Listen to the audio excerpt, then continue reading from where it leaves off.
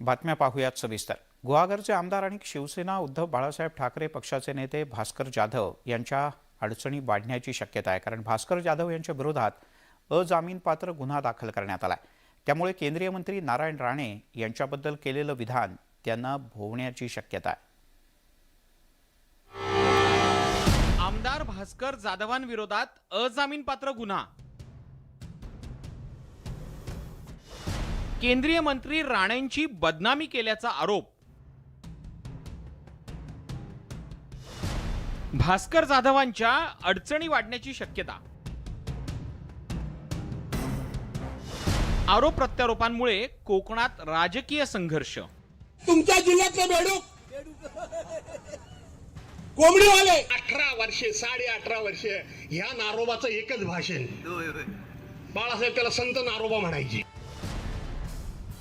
शिवसेना उद्धव बाळासाहेब ठाकरे पक्षाचे नेते भास्कर जाधवांची हीच विधानं त्यांना आता तुरुंगात नेणार की काय अशी चर्चा सुरू झालेली आहे। कारण केंद्रीय मंत्री नारायण राणे यांची जनमानसात बदनामी करणे, चिथावणी देणे, दोन राजकीय पक्षांमध्ये हिंसेची स्थिती निर्माण करणे अशा काही कारणांसाठी कुडाळ पोलीस ठाण्यात भास्कर जाधवांविरोधात थेट अजामीनपात्र गुन्हा नोंदवण्यात आलाय।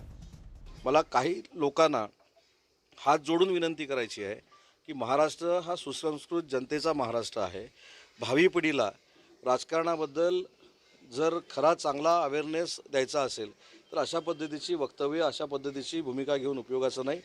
राजकारणी लोकांवरचा भावी पिढीचा विश्वास उडू शकतो आणि म्हणून तरी कुठेही पात्रता ढासळणार नाही राजकीय लोकांची किंवा त्यांच्या बोलण्यातनं, ही मी स्वतः ट्विट करून विनंती केलेली होती। गुन्हा दाखल झाल्यानंतर भास्कर जाधवांनी पुन्हा एकदा राणे कुटुंबियांवरती निशाणा साधलाय। माझ्या आई वडिलांना अर्वाच्य भाषेत बोललेलं कसं चालतं असा सवालच जाधवांनी उपस्थित केलाय। नारायण राणेंचं ते मोठं कार्ट चर्ची, त्यांनी माझे स्वर्गवासी झालेले वडील त्यांच्याबद्दल अपशब्द वापरतात, माझ्या मुलांबद्दल, माझ्या पत्नीबद्दल असे अपशब्द वापरतात तुम्ही। मी असं कोणाबद्दल वापरत नाही। राजकारण आज ते साळसूदपणाचं आव्हान आहे की तुम्ही राजकारणाच्या पद्धतीनं करावं। अरे तुमच्याकडे संस्कार आहेत का? तुम्ही संस्कृती आहे का? या हल्ल्याला राजकीय पाठबळ आहे का? कुठेतरी यंत्रणा ह्याच्या मागे आहे का? मला वाटतं ह्याच्यावर सखोल चौकशी झाली पाहिजे, कारण असे जे भ्याड हल्ले आहेत ते खरं तर बघा, हेच मी सतत सांगत आलेलो आहे की राजकीय जीवनात आरोप प्रत्यारोप टीका टिप्पणी ही होत असते, पण असे जीवावर हल्ले, घरावर हल्ले कोणी नसताना आणि पोलीस संरक्षण काढून घेणं, हे कुठेतरी यंत्रणेचा गैरफायदा घेणं, दुरुपयोग करणं हे समोर येत आहे। एकंदरीतच ऐन दिवाळीच्या तोंडावर कोकणातलं राजकीय वातावरण तापलंय। आता थेट भास्कर जाधवांविरोधात अजामीनपात्र गुन्हा दाखल झाल्यानं राणेंविरोधातली त्यांची विधानं त्यांनाच भोवण्याची शक्यता आहे। आता या प्रकरणात पुढे काय घडतं, भास्कर जाधवांना तुरुंगात जावं लागतं का, हे पाहणं महत्त्वाचं ठरणार आहे। भरत केसरकर, न्यूज 18 लोकमत, सिंधुदुर्ग। तिकडे कोकणामध्ये नारायण राणे विरुद्ध ठाकरेंची शिवसेना याच्यातला संघर्ष पुन्हा एकदा पेटल्याचं पाहायला मिळत आहे। कारण मंगळवारी कुडाळमध्ये जाऊन राणेंवर टीका करणाऱ्या भास्कर जाधव यांच्या चिपळूणमधून घरावर रात्री अज्ञातांनी हल्ला केल्याचं समोर आलंय। हा हल्ला राणे समर्थकांनी केल्याचा आरोप भास्कर जाधव यांनी केलाय। त्यामुळे दिवाळी आधीच कोकणात राजकीय शिमगा रंगल्याचं पाहायला मिळत आहे। आमदार भास्कर जाधवांच्या घरावर हल्ला। चिपळूणमधील घरावर अज्ञातांकडून दगडफेक। जाधव समर्थकांचा पोलीस ठाण्यात ठिय्या। नारायण राणेंवर केलेल्या टीकेचे पडसाद। तुमच्या जिल्ह्यातले बेडूक कोंबडीवाले खरं शिक्षकाचा मुलगा आहे त्या कचऱ्यातून उचललाय त्याला। इथले चर्ची कार्ट। मंगळवारी सिंधुदुर्ग मध्ये रंगलेल्या शाब्दिक युद्धानं कोकणात ठाकरेंची शिवसेना आणि राणे कुटुंबियातला वाद उघड झालाय। या वाकयुद्धाची धग शांत होत नाही तोच मंगळवारी रात्री भास्कर जाधवांच्या घरावर दगडफेकीची घटना घडली। चिपळूणमधील घरासमोर दगड, क्रिकेटचे स्टंप आणि काचेच्या बाटल्या सापडल्या। त्यानंतर भास्कर जाधव आणि शिवसेना उद्धव बाळासाहेब ठाकरे पक्षाचे कार्यकर्ते पुन्हा एकदा राणेंविरोधात आक्रमक झाल्याचं पाहायला मिळतंय। ईडी, CBI, इन्कम टॅक्स, पोलिसांच्या धाडी, ACBच्या धाडी, पक्ष फोडून तुमचं समाधान झालं नाही आणि म्हणून तुम्ही विरोधी पक्षातली बोलणारी माणसं, प्रतिकार करणारी माणसं, संघर्ष करणारी माणसं मारून जर तुमचा पक्ष वाढणार असेल तर निश्चितपणे आम्हाला मारा, परंतु मी माघार घेणारा कार्यकर्ता नाही. जाधवांच्या घरावर हल्ला करणाऱ्यांना तात्काळ ताब्यात घ्यावा अशी मागणी करत शिवसेना उद्धव बाळासाहेब ठाकरे पक्षाचे जिल्हा प्रमुख सचिन कदम यांच्यासह हजारो कार्यकर्त्यांनी चिपळूण पोलीस ठाण्यात ठिय्या आंदोलन केलं. यावेळी पोलिसांच्या भूमिकेवर प्रश्नचिन्ह उपस्थित करत निलेश राणेंसह भाजप कार्यकर्त्यांनीच हा हल्ला केल्याचा आरोप करण्यात आलाय. ह्या सगळ्या षडयंत्रामध्ये पोलिसांचा सुद्धा सहभाग आहे, हस्तक्षेप आहे आणि हे सगळं संगमताने चाललेलं आहे. माझ्या वडिलांची सिक्युरिटी मुंबईतल्यांनी काढून घेतलेली आहे. एवढ्या सगळ्या गोष्टी झाल्यानंतरही अजून त्यांची काही हालचाल नाही आणि म्हणून मला असं वाटतं की याच्यामध्ये जिल्हा पोलीस प्रशासन, तालुका पोलीस प्रशासन आणि गृह खातं या सर्वांची भूमिका कुठेतरी संशयास्पद आहे. दुसरीकडे राणे समर्थकही जाधवांच्या टीकेनं आक्रमक झाल्याचं पाहायला मिळत आहे. भास्कर जाधव यांनी आता सिंधुदुर्गात पाऊल ठेवलं तर त्यांचा करेक्ट कार्यक्रम करण्याचा इशारा कणकवलीचे भाजप अध्यक्ष आणि कट्टर राणे समर्थक संतोष कानडेंनी दिलाय. हा वाळू चोर इथं येऊन सिंधुदुर्गामध्ये आमच्या नेत्याला जर काही बोलत असेल तर ते राणेसाहेबांचा कार्यकर्ता खपवून घेणार नाही. राणेसाहेबांचा कार्यकर्ता म्हणून आम्ही ज्या पक्षामध्ये आता आहोत तो पक्ष सुसंस्कृत लोकांचा पक्ष आहे. म्हणजे याचा अर्थ असा नाही की आम्ही विसरलो. भास्कर जाधव, तुम्ही पुन्हा सिंधुदुर्गात या, खारेपाटणच्या बॉर्डरवरती तुमचा करेक्ट कार्यक्रम होईल. एकंदरीतच शिवसेना उद्धव बाळासाहेब ठाकरे पक्षाच्या नेत्यांच्या शाब्दिक हल्ल्यानं कोकणात राणे समर्थक प्रचंड चिडल्याचं पाहायला मिळतंय. त्यात आता भास्कर जाधवांच्या घरावर हल्ला झाल्यानं कोकणातला हा संघर्ष आणखी तापण्याची शक्यता आहे. यात पुढे काय काय घडतं याकडे कोकणासह महाराष्ट्राचं लक्ष लागलंय. गुहागरहून स्वप्नील घागसह विशाल रेवडेकर, न्यूज 18 लोकमत, सिंधुदुर्ग. शिवसेना उद्धव बाळासाहेब ठाकरे पक्षाचे आमदार भास्कर जाधव हे वादात अडकलेत. केंद्रीय मंत्री नारायण राणे यांच्यावर टीका करताना भास्कर जाधव यांची जीभ घसरली. राजकीय भाषणात उदाहरण देताना त्यांनी नाहक नाभिक समाजावरून टीका केली आणि त्यामुळे भास्कर जाधव यांनी माफी मागावी अशी मागणी नाभिक समाजाकडून करण्यात आली. भास्कर जाधवांकडून नाभिक समाजाचा अवमान, राणेंवर टीका करताना पातळी सोडली. माफी मागा, नाभिक समाजाची मागणी. माफी न मागितल्यास आंदोलनाचा इशारा. शिवसेना ठाकरे गटाचे आमदार भास्कर जाधव यांनी कुडाळमधल्या सभेत ताळतंत्र सोडलेलं दिसलं. व्यासपीठावरून केंद्रीय मंत्री नारायण राणेंच्या विरोधात जाहीरपणे शिवराळ भाषा वापरण्यात आली. खालच्या दर्जाची अत्यंत आक्षेपार्ह अशी शिवराळ भाषा वापरून भास्कर जाधवांनी भाषण केलं. भाषण करताना भास्कर जाधवांनी उदाहरण देण्यासाठी नाभिक समाजाचा उल्लेख केला. भास्कर जाधवांनी काय वक्तव्य केलं तुम्हीच पहा. अहो नारायण राणे, शिवसेना संपली, मी 39 वर्ष शिवसेनेमध्ये काम केलं. अरे मग काय दाड्या करत होतास? मराठी माणूस संपला, शिवसेनेनं काय केलं नाही. आता बाळासाहेब इथं असते तर त्यांनी काय विचारलं असतं? त्यावेळेला अंधेरी गोरेगावला तिकडे म्हैशीचे ताब्याला होते, बरोबर आहे का नाही? अरे शिवसेनेनं काहीच केलं नाही. मग 39 वर्ष तू मुख्यमंत्री पदापर्यंत गेलेला माणूस, तू काय म्हशी भादरत होतास का? रेड्याचे केस काढत होतास? काय करत होतास काय तू? भास्कर जाधव यांनी केलेल्या या वक्तव्यामुळे नाभिक समाजात संतापाची लाट उसळली आहे. जाहीर सभेतल्या भाषणात उदाहरण द्यायला आमचा समाज सापडतो का असा सवाल उपस्थित करण्यात आलाय. राजकारणात खालच्या स्तरावर जाऊन आरोप प्रत्यारोप करा, मात्र कृपया आमच्या समाजाचा वापर करू नका असं आवाहन करण्यात आलं. भास्कर जाधवांनी माफी मागितली नाही तर राज्यभरात तीव्र आंदोलन करण्याचा इशारा यावेळी देण्यात आलाय. भास्कर जाधव यांनी सुद्धा उद्याच्या उद्या संपूर्ण देशातल्या आणि महाराष्ट्रातल्या नाभिक समाजाची जाहीर माफी मागावी आणि मी संपूर्ण महाराष्ट्रातल्या आणि देशातल्या नाभिक समाजाच्या वतीने भास्कर जाधव यांचा जाहीर निषेध करतो. कारण महाराष्ट्र आणि देशभर हे प्रकरण वाढण्यापेक्षा त्यांनी उद्याच्या उद्या जाहीर माफी मागावी, अन्यथा भास्कर जाधव यांना महाराष्ट्रात कुठेही आम्ही फिरू देणार नाही. राजकीय नेते एकमेकांवर टीका करताना शिवराळ भाषेचा वापर करून राजकारणाचा स्तर आणखी कमी करतायत. तसंच टीका करताना कोणत्याही समाजाच्या भावना दुखावणार नाहीत याची काळजी घेणं तितकंच गरजेचं आहे. मात्र भास्कर जाधव यांनी टीका करण्याच्या नादात अत्यंत आक्षेपार्ह भाषा वापरली. एकंदरीतच भास्कर जाधव यांनी जर माफी मागितली नाही तर त्यांच्या अडचणी अजून वाढणार हे आता स्पष्ट झालंय. Bureau report, news 18 Lokmat. राज्याचे माजी मुख्यमंत्री उद्धव ठाकरे आणि त्यांच्या कुटुंबियांनी बेहिशेबी मालमत्ता जमा केल्याचा आरोप करणारी याचिका उच्च न्यायालयात दाखल करण्यात आली. या याचिकेवर आता नोव्हेंबरमध्ये सुनावणी होणार. उद्धव ठाकरेंच्या अडचणी वाढल्या. बेहिशेबी मालमत्तेप्रकरणी हायकोर्टात याचिका. याचिकेवर नोव्हेंबरमध्ये सुनावणी.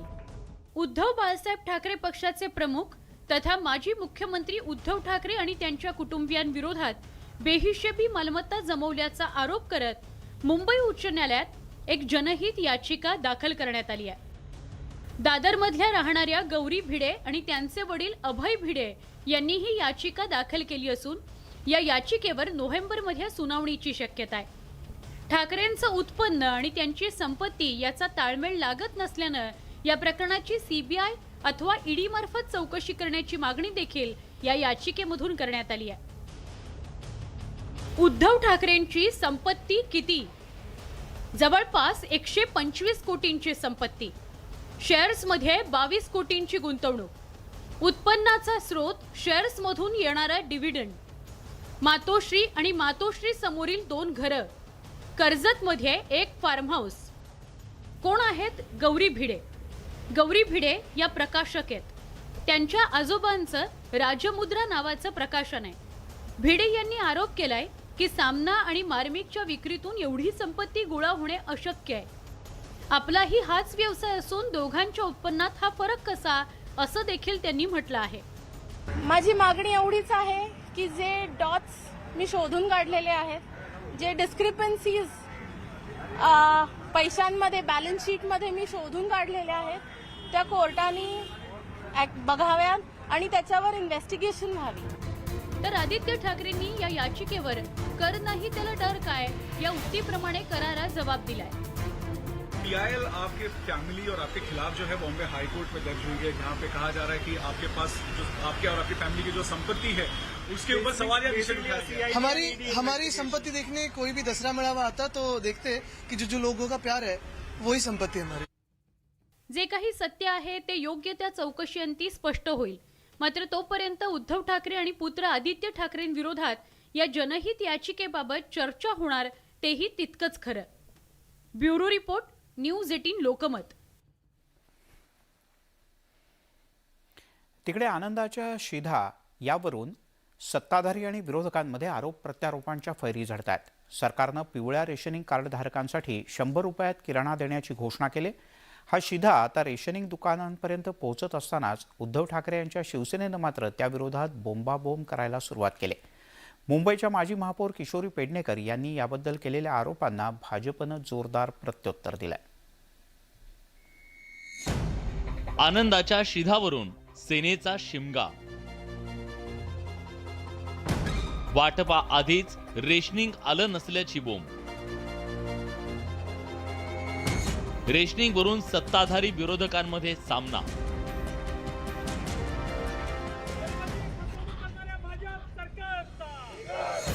सरकारनं पिवळ्या रेशनिंग कार्ड धारकांसाठी 100 रुपयात किराणा देण्याची घोषणा केली. हा शिधा आता रेशनिंग दुकानांपर्यंत पोहोचत असतानाच उद्धव ठाकरेंच्या शिवसेनेनं मात्र त्याविरोधात बोंबाबोंब करायला सुरुवात केली आहे. मुंबईच्या माजी महापौर किशोरी पेडणेकर यांनी रेशनिंग दुकानांवर जाऊन उगाचच पाहणी केली. तिकडे कोल्हापुरात उद्धव ठाकरेंच्या शिवसैनिकांनी अतिउत्साहात मोर्चाही काढला. रेशनिंग वाटपाच्या आधीच उद्धव ठाकरेंची शिवसेना सरकारच्या नावानं शिमगा करताना दिसतेय. काही अपेक्षा नाही आहे राज्य सरकारकडून, कारण हे राज्य सरकार घोषणा सरकार झालेलं आहे. दिवाळीसाठी पण बघाल, खरं तर आपण बघतोय की राज्य सरकार एवढ्यातच व्यस्त आहे की स्वतःचे फोटो प्रत्येक बस स्टॉपवर, होर्डिंगवर, इलिगल होर्डिंगवर, बॅनरवर ह्याच्यावर पैसा खर्च होतोय. जे काही त्यांनी वचनं दिली होती की 100 दिवसात एक तरी चांगलं काम केलेलं दाखवा. आनंदाचा शिदा काहीच नाही. त्यामुळे इथे सगळा जो पट्टा आहे तो बराचसा मालवणी पण आहे. मग त्या मालवणी भाषेत दुकानदारालाच बडबडतायत, शिरा पडली तुझ्या तोंडावर, काय देणंच नाही आमका. घोषणांचा पाऊस पडतोय पण नागरिकांना फायदा होत नाहीये. त्यामुळे नुसता घोषणांचा पाऊस नको, ऍक्च्युअली नागरिकांना खरंच दिलासा द्यायचा असेल. खरं म्हणजे ही थट्टा आहे, 100 रुपयाची पण थट्टा आहे. आनंदाच्या शिधा प्रकरणावरून भाजपनं थेट उद्धव ठाकरेंवर निशाणा साधलाय. उद्धव ठाकरे मुख्यमंत्री होते त्यावेळी शिधा कसा कुणाला मिळत होता, वाझे कोणता शिधा गोळा करत होता हे महाराष्ट्राने पाहिलंय. त्यामुळे गोरगरिबांना जो शिधा मिळायचा आहे तो मिळायला ऑलरेडी सुरुवात झाली आहे आणि जो सुरळीतप्रमाणे प्रत्येक घराघरात जायला हवा ते पुढच्या काय आजच रवींद्र चव्हाण यांनी सांगितलंय, त्याची व्यवस्था केली आहे. आनंदाचा शिधा देऊन गोरगरिबांची दिवाळी गोड करण्याचा सरकारचा प्रयत्न आहे, पण विरोधक मात्र निव्वळ आनंदाच्या शिधाचं राजकारण करून आरोपांची चिखलफेक करताना दिसतायत. उदय जाधवसह प्रणाली कापसे, न्यूज 18 लोकमत, मुंबई. नाशिकमधून एक मोठी ब्रेकिंग न्यूज हाती येते. ती म्हणजे नाशिकच्या संदीप फाउंडेशन कॉलेजच्या आवारामध्ये विद्यार्थ्यांच्या 2 गटात तुफान हाणामारी झाली आहे. या तुफान हाणामारीचा धक्कादायक व्हिडिओ सुद्धा समोर आलाय. हा व्हिडिओ 4 दिवसांपूर्वीचा असल्याचं कळतं. व्हिडिओवरून अंदाज येतो की या गटांमध्ये केवढा मोठा राडा झाला. 2 गटात किरकोळ वादातून हाणामारीला सुरुवात झाल्याचं कळतं. या हाणामारीत एका तरुणाच्या डोक्याला गंभीर दुखापत झाली. या तरुणाची प्रकृती सध्या अतिशय गंभीर असल्याचं कळतं. नाशिकच्या त्र्यंबकेश्वर पोलीस स्थानकात या दोन्ही गटांच्या विरोधात हाणामारीचा गुन्हा दाखल करण्यात आला.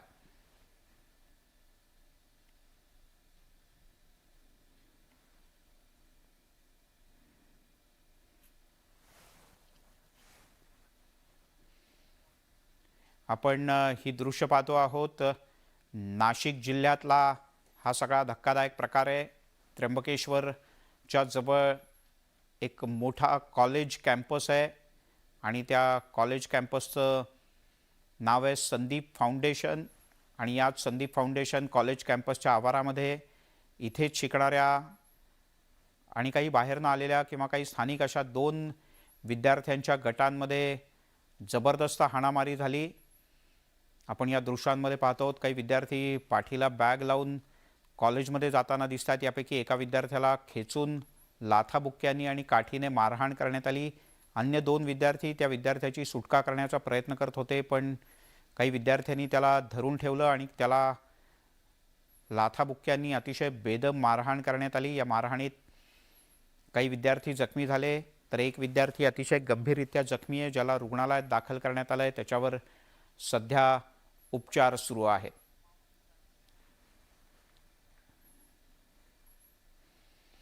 वळूयात पुढच्या बातमीकडे. बाळासाहेबांची शिवसेना अर्थात एकनाथ शिंदे यांच्या पक्षाच्या संपर्कात इतर काही पक्षांचे आमदार खासदार आहेत.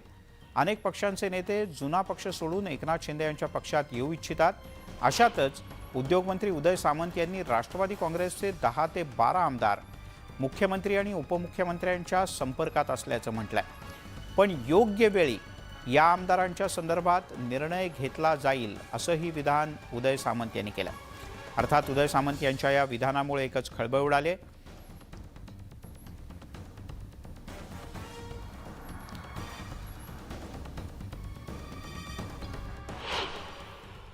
एक 4 दिवसापूर्वीची आमच्या सगळ्यांबद्दल एक बातमी आली होती की आम्ही नाराज आहोत, मंत्री नाराज आहेत, आमदार नाराज आहेत, शिंदेसाहेबांबरोबर काम करणारे. तर मीच स्वतः असं सांगितलं होतं की राष्ट्रवादी काँग्रेस पक्षाचे 10 ते 12 आमदार हे स्वतः मुख्यमंत्री महोदयांच्या आणि उपमुख्यमंत्री महोदयांच्या संपर्कामध्ये आहेत. योग्य वेळी ते त्यांच्याबाबतचा निर्णय घेतील. त्यामुळे खरंच कोणते आमदार, कोणत्या पक्षाचे आमदार कोणत्या पक्षाच्या संपर्कात आहेत पाहूयात, कळेल थोड्या दिवसात.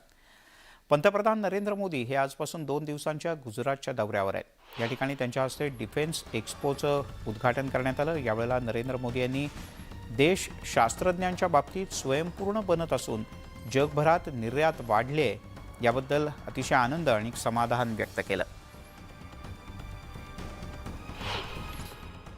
पिछले 5 वर्षों में हमारा रक्षा निर्यात, हमारा डिफेंस एक्सपोर्ट 8 गुना बढ़ा है दोस्तों.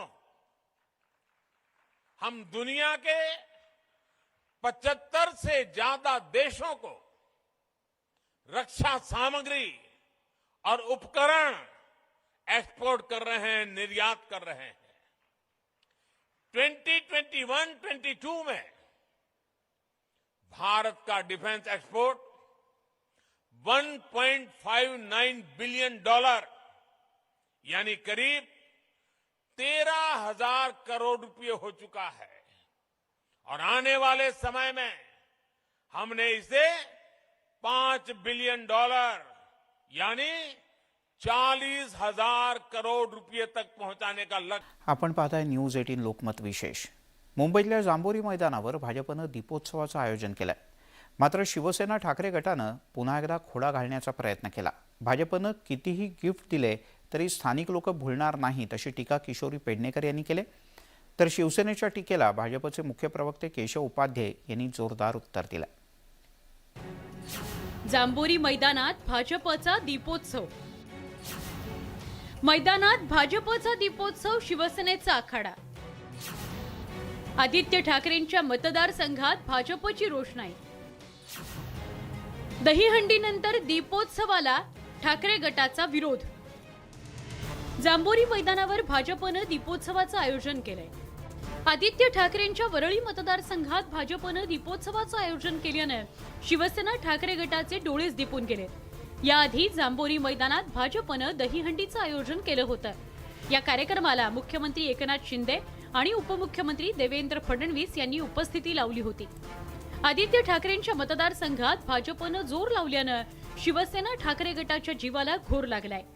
भाजपकडून गिफ्ट दिलं जात असल्याचा आरोप शिवसेना उपनेत्या किशोरी पेडणेकर यांनी केलाय. भाजपच्या वतीनं आज दीपोत्सव जो आहे तो वरळीत जांभोरी मैदानात घेतला जातो. भव्य त्याचं नियोजन करण्यात आलं असू दे ना, ते लोकांना कळतंय. मतदारांना करण्याचा प्रयत्न केला. नाही ते कळतंय. लोकांकडे वाटप पण करायला आलं. बऱ्याच लोकांनी ते वाटप, जे काय खाऊ वाटप करत होते आकर्षित करण्यासाठी, ते लोकांनी परत पाठवलं. भाजपकडून शिवसेना ठाकरे गटाचा समाचार घेण्यात आला. महाविकास आघाडीच्या सोबत जाऊन शिवसेनेनं त्यांच्या ध्येय धोरणांना तिलांजलीच दिली असा टोला केशव उपाध्येंनी लगावलाय. उद्धव ठाकरे यांच्या शिवसेनेने आजान गान स्पर्धा आयोजित केली होती. आता ज्यांना आजान गान स्पर्धा आयोजित करणाऱ्यांना दीपोत्सव साजरा करण्याचं दुःख होणारच आहे. त्यामुळे त्यांना दुःख होणं, पोटात दुखणं, त्रास होणं, आणि म्हणून तर म्हणलं की पोकळ हिंदुत्वाच्या गप्पा मारायच्या. आणि जर हिंदुत्वाचा दीपोत्सव साजरा होत असेल, दिवाळीचा दीपोत्सव साजरा होत असेल, तर मग मात्र यांच्या पोटात दुखणार. हेच नॅचरल आहे. जे आजान उत्सव साजरा करतात, आजान गान स्पर्धा आयोजित करतात, त्यांना दीपोत्सव साजरा केले दुःख होणारच. राजकारण आणि सण या दोन्ही वेगवेगळ्या गोष्टी आहेत. सणाच्या काळात नागरिक सणांचा आनंद घेताना दिसतात. अशा वेळी अनेक उत्सवांचं आयोजन होतं. मात्र अशा उत्सवांकडे राजकीय चष्म्यातून पाहण्याऐवजी शिवसेना ठाकरे गटानं सणांचा गोडवा कसा वाढेल याची काळजी घेण्याची अपेक्षा व्यक्त होतीये. प्रणाली कापसे, न्यूज 18 लोकमत, मुंबई. राज्याच्या राजकारणात आतापर्यंत घडली नाही अशा प्रकारची घटना महाराष्ट्रात घडणार आहे. कारण राहुल गांधी यांच्या भारत जोडो यात्रेमध्ये आदित्य ठाकरे सहभागी होणार असल्याची चर्चा आहे. आदित्य ठाकरे भारत जोडो यात्रेत 300 किलोमीटर चालणार असल्याचं सुद्धा सांगण्यात येत आहे. एकंदरीतच काँग्रेसच्या यात्रेत शिवसेना उद्धव बाळासाहेब ठाकरे पक्षाची मशाल पाहायला मिळणार. पण यावरूनच भाजपनं टीकेची झोड उठवली. काँग्रेसच्या हाती मशाल. भारत जोडो यात्रेत आदित्य ठाकरे. नोव्हेंबरमध्ये यात्रेचा महाराष्ट्रात प्रवेश. एका मार्गावरून 2 पक्षांची वाटचाल. राहुल गांधींनी केरळमधून सुरू केलेली भारत जोडो यात्रा सध्या कर्नाटकमधून मार्गक्रमण करतेय. नोव्हेंबरच्या पहिल्या आठवड्यात नांदेडमधून भारत जोडो यात्रा महाराष्ट्रात प्रवेश करणार आहे. भारत जोडो यात्रेत काँग्रेसच नव्हे तर महाविकास आघाडीची एकजूट आणि शक्ती दिसावी यासाठी काँग्रेसचे प्रयत्न सुरू आहेत. त्याच अनुषंगानं काँग्रेसच्या नेत्यांनी शिष्टमंडळासह मातोश्रीवर उद्धव ठाकरेंची तर यशवंतराव चव्हाण प्रतिष्ठान इथं शरद पवार यांची भेट घेतली होती. काँग्रेसच्या शिष्टमंडळानं दिलेलं निमंत्रण दोन्ही नेत्यांनी स्वीकारलंय. राष्ट्रवादी काँग्रेसकडून शरद पवार आणि शिवसेना उद्धव बाळासाहेब ठाकरे गटाकडून उद्धव ठाकरे किंवा आदित्य ठाकरे यात्रेत सहभागी होणार आहेत असं शिष्टमंडळाला सांगण्यात आलं. मात्र आदित्य ठाकरेच यात्रेत सहभागी होणार आहेत अशी जोरदार चर्चा सुरू आहे. भारत जोड़ो यात्रा जो 7 तारीख से शुरू हो रही है महाराष्ट्र में बेसिकली आ रही है, क्या उद्धव साहब जिन्होंने इनविटेशन एक्सेप्ट किया है क्या स्वागत करने के लिए रहेंगे? मुझे लगता है उनका शेड्यूल आप उनसे पूछे, वो मुझे नहीं पता क्योंकि हम दोनों बहुत अलग अलग रूट्स पे अभी टूरिंग कर रहे हैं, तो शायद उनको वो बता सकेंगे. राहुल गांधींच्या भारत जोडो यात्रेत शिवसेना उद्धव बाळासाहेब ठाकरे गट सहभागी होत असल्याच्या मुद्द्यावरून भाजपनं जोरदार आगपाखड केली आहे. शिवसेना उद्धव बाळासाहेब ठाकरे पक्षाला हिंदुत्वाचा आणि बाळासाहेब ठाकरेंच्या विचारांच्या वारशाचा विसर पडल्याचा टोला भाजपनं लगावलाय. शिवसेना प्रमुख बाळासाहेब ठाकरेंनी नेहमीच काँग्रेसच्या विचारांचा आणि धोरणांचा विरोध केला होता. मात्र त्याच काँग्रेससोबत त्यांचे वंशज मार्गक्रमण करतायत हे क्लेशकारक आहे असं भाजपनं म्हटलंय. हिंदुत्वाच्या गप्पा मारतात पण प्रत्यक्षामध्ये उद्धव ठाकरे यांची अवस्था स्थिती ही मुंह में राम आणि बगल में राहुल गांधीतला, आणि म्हणून राहुल गांधींची आरती रामाच्या आरतीऐवजी राहुल गांधींची आरती त्यांना आवडत असावी आणि म्हणून काँग्रेस निष्ठतेचा नजराणा त्या पदयात्रेत सामील होऊन देणार असावेत.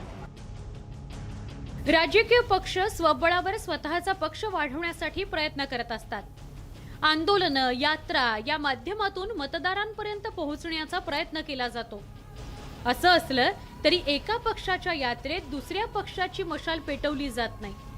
मात्र राज्याच्या राजकारणात सध्याची गणितं पाहता मवियानं एकत्रितपणे भारत जोडोसह मविया जोडो यात्रा सुरू केली आहे असंच आता म्हणावं लागेल. प्रणाली कापसेसह उदय जाधव, न्यूज 18 लोकमत, मुंबई. मल्लिकार्जुन खरगे हे काँग्रेसचे नवे राष्ट्रीय अध्यक्ष झालेत. काँग्रेस पक्षाला तब्बल 24 वर्षानंतर नवा अध्यक्ष मिळालाय आणि तो सुद्धा गांधी घराण्याच्या बाहेरचा. या निवडणुकीत मल्लिकार्जुन खरगे यांनी शशी थरूर यांचा जवळपास 7,000 मतांनी पराभव केला. मल्लिकार्जुन खरगे काँग्रेसचे नवे सरसेनापती.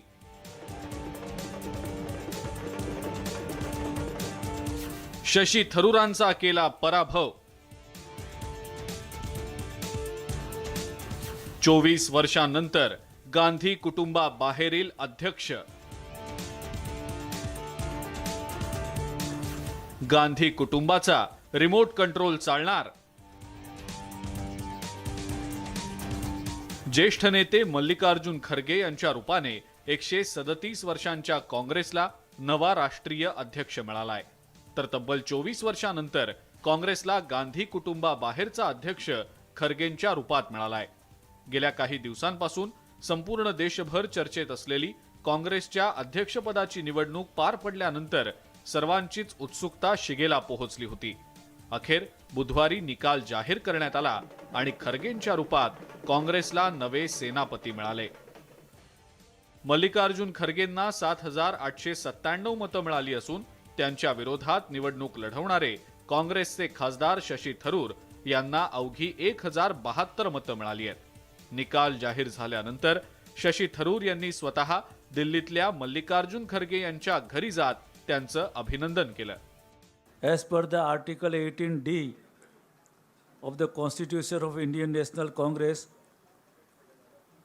I, Madhusudan Mistry, hereby declare Sri Mallikarjun Kharge elected as the President of Indian National Congress. Congress अध्यक्षपदाच्या ह्या लढतीमध्ये खरगे यांचा पहिल्यापासूनच वरचष्मा होता. शशी थरूरांच्या विरोधात मल्लिकार्जुन खरगे यांचं नाव फिक्स होण्यामागे पहिलं कारण साहजिकच त्यांची गांधी कुटुंबाशी असलेली एकनिष्ठता. खरगे हे 1972 पासून काँग्रेसमध्येच आहेत. खरगे कर्नाटकमधून राज्यसभेचे विद्यमान सदस्य आहेत आणि 16 फेब्रुवारी 2021 पासून राज्यसभेचे विरोधी पक्षनेते आहेत. 2014 ते 2019 दरम्यान ते लोकसभेतले काँग्रेस पक्षाचे नेते होते. माजी रेल्वे मंत्री आणि कामगार आणि रोजगार मंत्री म्हणूनही त्यांची कारकीर्द राहिलेली आहे. 1972 ते 2014 दरम्यान सलग 11 वेळेला निवडणूक जिंकण्याचा विक्रम त्यांनी केलाय. शिवाय कर्नाटकच्या राजकारणात तर एक मोठा चेहरा म्हणून खरगे यांना ओळखलं जातं. 2005 मध्ये त्यांची कर्नाटक प्रदेश काँग्रेस कमिटीच्या अध्यक्षपदी नियुक्ती झाली होती. अखेर आता खरगे यांच्या रूपानं काँग्रेसला नवे अध्यक्ष मिळालेले आहेत. काँग्रेसला एक नवं आता आपण पाहतोय की नवी फेज चालू होते आहे. या पदयात्रेच्या निमित्तानं असेल, नवीन अध्यक्ष मिळालेले आहेत. मला असं वाटतं की 2024 आमच्याकरता खूप चांगल्या पद्धतीनं यश मिळणारं वर्ष ठरेल. काँग्रेसचे निष्ठावंत नेते म्हणून त्यांचा आवर्जून उल्लेख केला जातो आणि त्यामुळे मला खात्री आहे की आलेली आव्हानं हे ते निश्चितच मोठ्या हिमतीने त्याच्यावर मात करतील. काँग्रेस पक्षाला एक नवीन ऊर्जा देऊन एक नवीन दिशा देण्याचं काम हे निश्चितच मल्लिकार्जुन खरगे करतील. तब्बल 24 वर्षांनंतर काँग्रेसला बिगर गांधी घराण्याचा अध्यक्ष खरगेंच्या रूपात जरी मिळालेला असला तरी गांधी घराण्याचे विश्वासू असल्यानं आता खरगेंवर गांधी कुटुंबाचा रिमोट कंट्रोल चालणार की खरगेंचं प्रखर नेतृत्व दिसून येणार हे तर येणारा काळच ठरवेल. Bureau report, news 18 Lokmat. Uddhav Thackeray यांच्यासमोर समस्यांचा डोंगर उभा असतानाच त्यांना दिल्लीच्या उच्च न्यायालयानं दिलासा दिलाय. उद्धव ठाकरे यांच्या पक्षाच्या मशाल चिन्हावर आक्षेप घेणारी समता पार्टीची याचिका न्यायालयानं फेटाळून लावली. पण असं असलं तरी आता समता पार्टीनं या निर्णयाला आव्हान देण्याची तयारी केली आहे.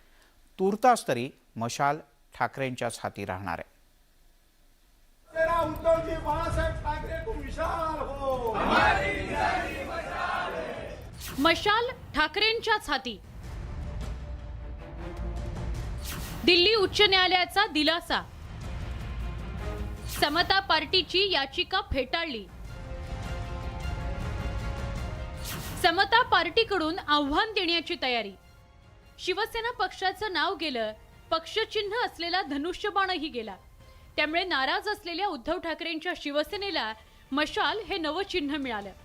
मशाल हाती घेत ठाकरेंच्या शिवसैनिकांनी मार्गक्रमण सुरू केलं असतानाच समता पार्टीनं या चिन्हावरही आक्षेप घेतला. त्यामुळे शिवसेनेत धाकधूक वाढली होती. पण आता दिल्ली उच्च न्यायालयानं समता पार्टीची याचिका फेटाळत शिवसेना उद्धव बाळासाहेब ठाकरे पक्षाला दिलासा दिलाय.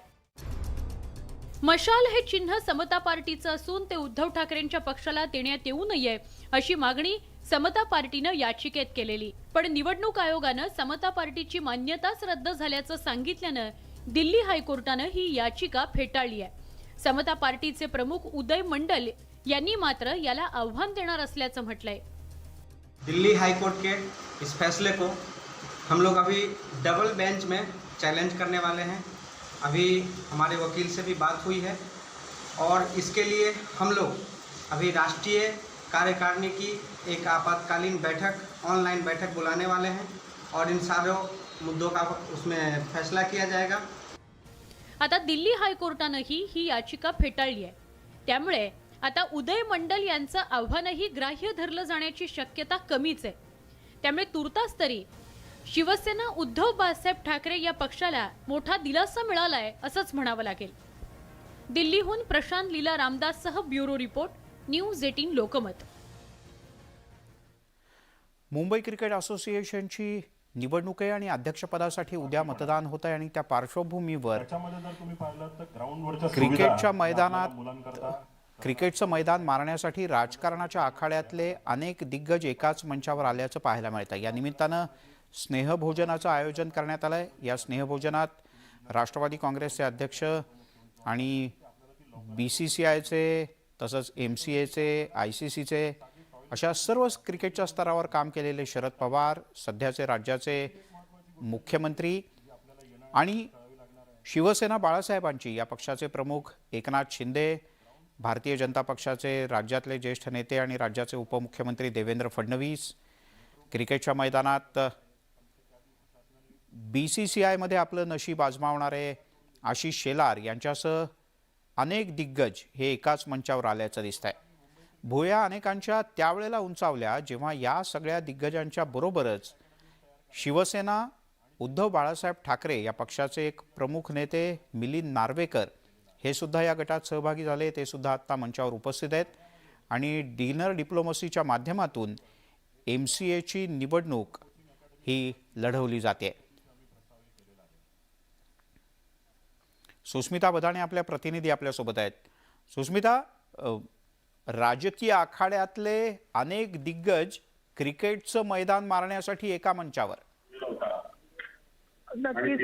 खरं तर खेळामध्ये सगळे राजकारणी एकाच रंगामध्ये झालेले आपल्याला पाहायला मिळत आहेत. एकाच मंचावरती देवेंद्र फडणवीस उपमुख्यमंत्री, एकनाथ शिंदे मुख्यमंत्री, शरद पवार, मिलिंद नार्वेकर, आशिष शेलार अशी बडी मातबर राजकीय मंडळी पाहायला मिळत आहेत. MCAच्या निवडणुका या नक्कीच प्रतिष्ठेच्या आहेत, परंतु खेळासाठी एकत्र आलेले हे सर्व महाराष्ट्राचे मातबर नेते मंडळी आपल्याला एकाच मंचावर पाहायला मिळत आहेत. आणि आता आपण बघतोय दृश्यांमध्ये की जो मॅनिफेस्टो आहे MCAचा हा मांडला जातो आहे. उमेदवारांची माहिती सांगितली जाते आहे. काही वेळातच शरद पवार हे स्वतः सर्वांना संबोधित करणार आहेत. आणि सगळ्यात महत्वाचं म्हणजे महाराष्ट्रातील राजकारणात कितीही टोकाचा विरोध करणारे हे सर्व नेते मंडळी असले तरी सुद्धा MCAच्या डिनर डिप्लोमसीच्या निमित्तानं का होईना एकाच मंचावरती सर्व राजकीय पक्षांचे प्रमुख नेते आपल्याला एकत्र पाहायला मिळतात. मुलींची सुस्मिता, तूर्तास धन्यवाद या माहितीबद्दल.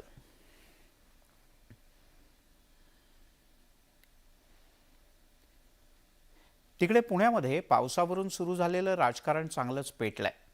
विरोधी पक्षनेते अजित पवार, सुप्रिया सुळे यांनी पुणे महापालिकेतील भाजपच्या सत्ता काळावरतीच आघात केल्यानंतर आता माजी महापौरांनी राष्ट्रवादी आणि काँग्रेसच्या कार्यकाळातील मागच्या 40 वर्षांचा लेखाजोखा राष्ट्रवादीकडे मागितलाय. त्यामुळे पुण्याच्या तुंबईवरून दिवाळीच्या तोंडावर राजकारण तापल्याचं चित्र आहे. पुण्यात पाऊस, राजकारणाला ऊत. अजित पवार म्हणतात भाजपमुळे बट्ट्याबोळ. सुप्रिया सुळेंनीही धरलं भाजपला जबाबदार. भाजपनं मागितला 40 वर्षांचा लेखाजोखा. पावसामुळे पुणेकरांची उडालेली तारांबळ मागील काही दिवसांपासून नेहमीचीच झाली आहे. पण सोमवारी रात्री आलेल्या पावसानं पुण्याच्या स्मार्ट सिटी योजनेच्या कामावरच प्रश्नचिन्ह उपस्थित केलंय. बुडत्या पुण्याच्या या मुद्द्यावर राज्याचे विरोधी पक्षनेते अजित पवारांनी भाजपवर निशाणा साधलाय. भाजपच्या कॅम्पेनमधील पुणे बदलतंय या टॅगलाईनवरून सोशल मीडियावर जोरदार टीका होतीये. याच अनुषंगानं अजित पवारांनी भाजपला टार्गेट केल्याचं बघायला मिळालं. पुण्यामध्ये तर इतक्या मोठ्या प्रमाणावर परतीच्या पावसाने जोरदार हजेरी लावलेली असल्यामुळं अनेक ठिकाणी रस्त्यांना अक्षरशः नद्याचं स्वरूप पाहायला मिळत आहे. पुण्यामध्ये हे अडचण आणि वाहतुकीची अडचण अजिबात कुणी बघायला तयार नाही. शहरात अनेक भागामध्ये पाणी त्या ठिकाणी आहे. पुणेकरांना त्रास होणार नाही अशा पद्धतीनं सगळ्या गोष्टी करायला पाहिजेत, परंतु तसं होत नाही. अजित पवार आणि सुप्रिया सुळे यांनी केलेल्या टीकेला भाजपच्या मुख्य पदाधिकाऱ्यांकडून कुठलंही प्रत्युत्तर दिलं जात नव्हतं. पण आता माजी महापौर मुरलीधर मोहोळ यांनी मात्र थेट अजित पवार यांनाच अंगावर घेत गेल्या 25 वर्षात पाडलेले पूल, फसलेली BRT आणि कचरा प्रश्न यावरून जोरदार टीका केली आहे. दादांना फक्त अति नम्रतेने याची आठवण करून दिली की दादा, आपल्याच काळामध्ये गेल्या 25-30 वर्ष या पुण्यामध्ये आपलीच सत्ता होती. काँग्रेस आहे, नंतर राष्ट्रवादी आहे. या काळात पुणेकरांना काही विषय अजून नाही विसरलेले. BRT मध्ये गेलेल्या शेकडो लोकांचे बळी असतील, तुम्ही बांधलेले तोडायला लागलेले पूल असतील, कचऱ्याचा पुणे शहराच्या कानाकोपऱ्यात पडलेला कचऱ्याचा ढीग अजून लोक विसरलेली नाहीयेत. अशा असंख्य प्रश्न आहेत. खिळखिळी झालेली आमची सार्वजनिक वाहतूक व्यवस्था ही लोक नाही विसरलेली. मोहोळ यांच्या प्रश्नांना राष्ट्रवादी काँग्रेसनं प्रत्युत्तर दिलं. आमच्याच काळात सुरू झालेल्या प्रकल्पांना नावं बदलून मुलामा देऊन भाजप जाहिरात करत असल्याचा टोला प्रशांत जगताप यांनी लगावला. पुण्याची मेट्रो ही आदरणीय पवारसाहेबांनी, आदरणीय अजितदादांनी आमचं नका डॉक्टर मनमोहन सिंगांचं आणि पृथ्वीराज चव्हाणांचं सरकार असताना त्यावेळेस मान्यता दिली म्हणून पुण्यात आज मेट्रो लावते. मुरलीधर मोहोळांना सांगायचं आहे की या ठिकाणी आम्हाला बोलायला लावू नका, पण पुण्यातले जे काय कचरा प्रकल्प तुम्ही उभे केल्याचं सांगताय ते कचरा प्रकल्प तुमचे माजी आमदार, माजी नगरसेवक यांची पोटं भरण्याकरता, त्यांचा घरामध्ये पैसे जाण्याकरता तुम्ही राबवत आहे.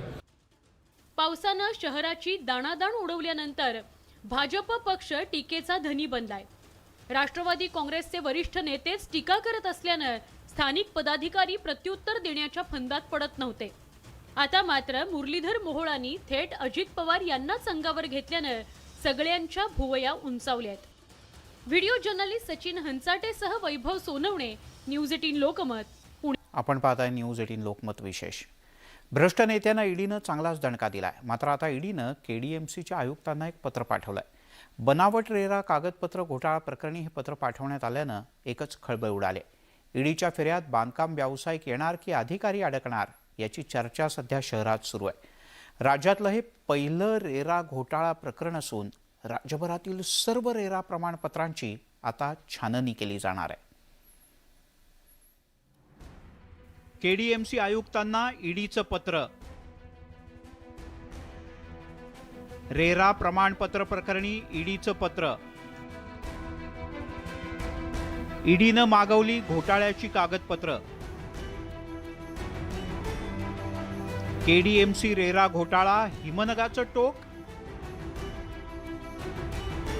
घोटाळ्यांचं शहर अशी आता कल्याण डोंबिवलीची नवी ओळख झाली आहे. कारण याआधी ही प्रदूषित शहरं, अनधिकृत बांधकामांची शहरं अशी ओळख होती. या शहरातील घोटाळेबाजांनी थेट रेराचीच फसवणूक केली आहे. केडीएमसीची बनावट कागदपत्र बनवून ती रेराकडे जमा करून प्रमाणपत्र मिळवलंय.